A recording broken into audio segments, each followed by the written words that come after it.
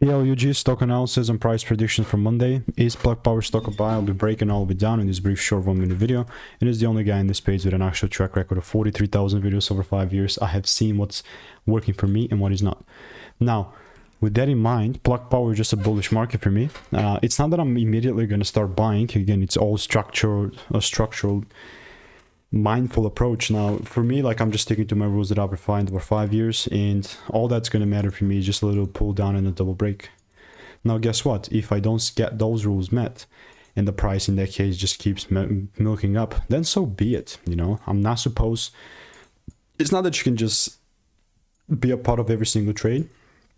You know, there are just a select few freaking tickers that you can just be inside a trade off. You cannot be inside of everything, because then you can lose big.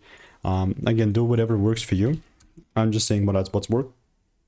I've got about like 43 results in the Discord there, so it's not small. If you want to stay tuned and get my money making emails and insights for free, click the first link in the description. See you in the next one.